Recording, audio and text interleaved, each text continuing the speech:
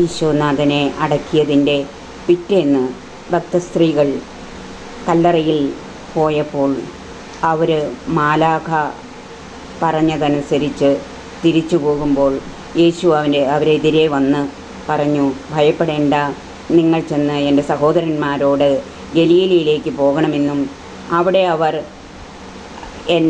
എന്നെ കാണുമെന്നും പറയുക. മത്തായിയുടെ സുവിശേഷം 28-ാം അധ്യായം 10-ാം തിരുവചനത്തിലാണ് ഇത് പറയുന്നത്. 13-ാം തിരുവചനത്തിൽ ഇങ്ങനെ പറയുന്നത് കൂടി നമ്മൾ ശ്രദ്ധിക്കണം. രാത്രിയിൽ അവൻ്റെ ശിഷ്യന്മാർ വന്ന് അവനെ മോഷ്ടിച്ചു കൊണ്ടുപോയി എന്ന് പറയാൻ പടയാളികൾക്ക് വേണ്ടത്ര പണം കൊടുത്ത് പ്രമാണികൾ പറയിപ്പിച്ചു. നിങ്ങൾക്ക് ഒരു ഉപദ്രവവും ഉണ്ടാകാതെ ഞങ്ങൾ നോക്കിക്കൊള്ളാമെന്ന് പ്രമാണികൾ നുണപ്രചാരകർക്ക് വാക്കുകൊടുത്തു.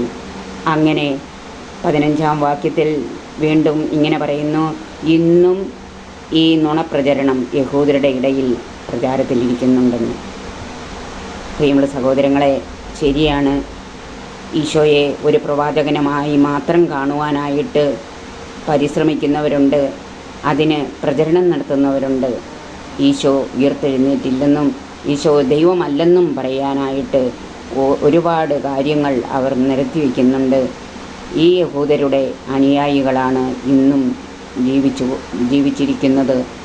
അവർ പറഞ്ഞതെല്ലാം ഇന്നും പ്രചാരത്തിലിരിക്കുന്നുണ്ട് എന്ന് ഈശോ മരിച്ചതിന് ശേഷം 52 വർഷം കഴിഞ്ഞപ്പോൾ തന്നെ വാമൊഴിയായും വരമൊഴിയായും നമ്മുടെ പൂർവികർക്ക് കിട്ടിയ വചനങ്ങൾ അവർ എഴുതി വെച്ചത് ഇന്ന് നമ്മുടെ കയ്യിലുണ്ട്.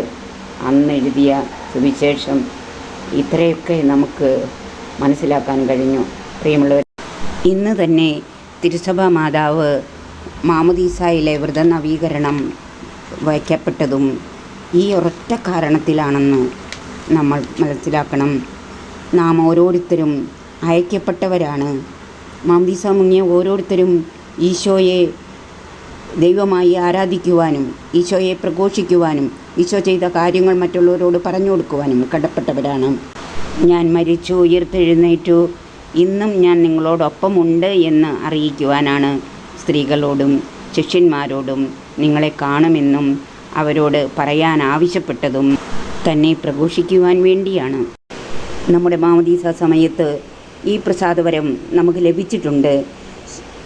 വിലാപങ്ങളുടെ പുസ്തകം 4-ാം അധ്യായം 1-ാം തിരുവചനത്തിൽ ഇങ്ങനെ പറയുന്നു, ഈ സ്വർണം എങ്ങനെ മങ്ങിപ്പോയി, തങ്കത്തിന് എങ്ങനെ മാറ്റം വന്നു, വിശുദ്ധ മന്ദിരത്തിൻ്റെ കല്ലുകൾ വഴിക്കവലയിൽ ചെതറിക്കിടക്കുന്നു, അവിടുന്ന് നമ്മെ ഓർത്ത് വിലപിക്കുകയാണ്.